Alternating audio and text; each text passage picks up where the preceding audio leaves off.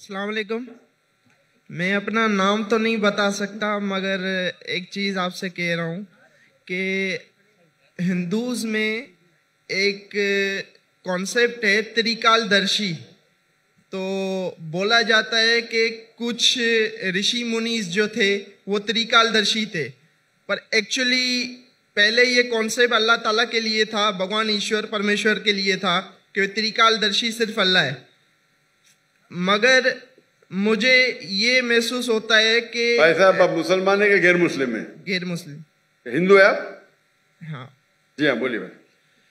मगर वहाँ पे ये चीज़ हुई कि हिंदुस्तान में जैसे देवबंदी और बरेलवी मसलक भी वहाँ पे रहे, तो क्या ये नहीं है कि त्रिकाल दर्शी का कॉन्सेप्ट बरेलवी मसलक जो है वो हुजूर अकरम सल्लल्लाहु अलैहि वसल्लम के लिए भी लेता है सेम, कि वो प्रेजेंट पास्ट फ्यूचर तीनों जानते हैं, जबकि ये कॉन्सेप्ट वही चीज़ है जो मतलब हिंदू सूफियास के लिए कहते थे, और अभी भी मतलब कुछ ऐसे हैं जो हज़रत अली के लिए कहते हैं और कुछ हैं जो मुख्तलिफ सेंस के लिए कहते हैं कि वो त्रिकाल दर्शी हैं। भाई साहब, ये त्रिकाल दर्शी जो आप कह रहे हैं, कौन से हिंदू किताब में इसका जिक्र है? वेद में है? हवाला देंगे आप मुझे जरा? वेद में है क्या, उपनिषद में है क्या, भगवत गीता में है क्या, महाभारत में? ये त्रिकाल दर्शी है किधर? आपको पता है किधर है? नहीं, तो मैं ये जानता हूँ। भाई साहब, हाँ। अगर कुछ मैं हिंदुइज्म का स्टूडेंट हूं, मैं हिंदुइज्म पढ़ चुका हूं। जो वेद में लिखा है उसे कहते हैं अवतार। ये त्रिकाल दर्शी लेके आप बोलते बरेलवी बोलते, किधर से आप लेके आ रहे? वो बरेलवी आप किधर से, ये कौन सी किताब में लेके, हिंदू की कौन सी किताब में लिखा है ये? क्या आप अपने जहन से बोल रहे? मैं अपने जहन से बोल रहा हूँ। तो मुझे आपके जहन से लेना देना है नहीं। मुझे यहाँ हिंदुइज्म के बारे में आप किताब का हवाला दो।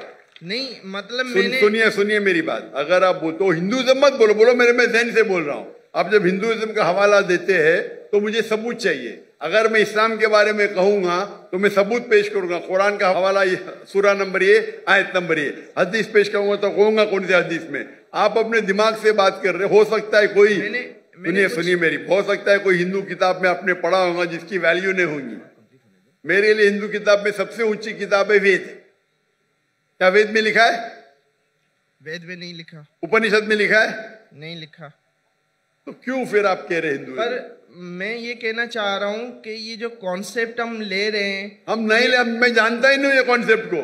कहां से ले रहे हैं आप? ले रहे हैं। हम कहते हैं ना कि हुजूर अकरम सल्लल्लाहु अलैहि वसल्लम प्रेजेंट पास्ट फ्यूचर जानते हैं, और ये आप कहते, मैं नहीं कहता हूं।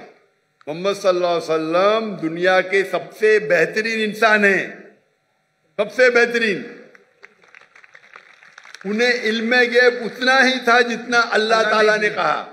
वो कई पास्ट प्रेजेंट फ्यूचर जानते, लेकिन सारे नहीं। उनके पास इल्म था जितना अल्लाह ताला ने उन्हें कहा, उनके पास उतना ही इल्म गैब था। ये आप त्रिकाल दर्शी कहां से लेके आ रहे? ये मोहम्मद सल्लल्लाहु अलैहि वसल्लम के बारे में कहां से लेके आ रहे? मुझे कोई पता नहीं। आप समझ रहे ना? मैं असल में दोनों को कंपेयर कर रहा था कि वो प्लीज आप पहला हवाला देंगे फिर कंपेयर कीजिए।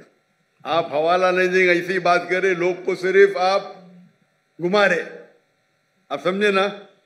चेहरे पे कपड़ा बांध लिए, नाम ने बोल रहे नो प्रॉब्लम। इतने हिंदू कला है, इतने सवाल पूछे कल, आप चेहरे पे कपड़ा डाल के रखे। मुझे कुछ शक हो रहा है। आप हवाला दीजिए, मुझे कोई एतराज नहीं तो दूसरा कोई सवाल पूछिए।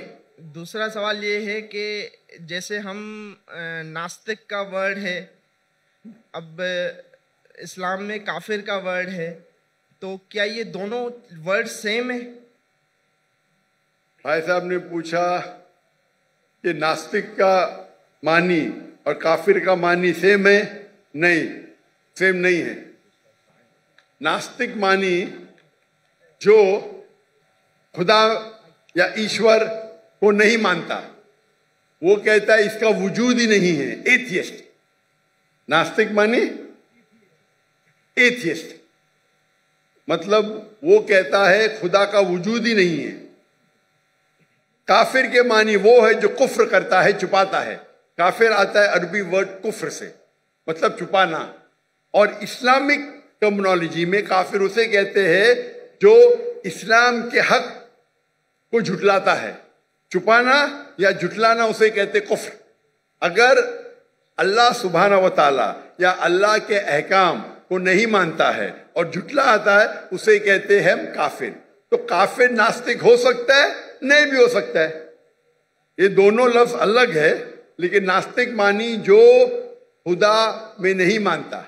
काफिर खुदा में मान सकता है लेकिन गलत खुदा में मान सकता है, उसे कहते हैं इंग्लिश के अंदर आप जो काफिर कह रहे हैं उसे कहते हैं एथियस्ट।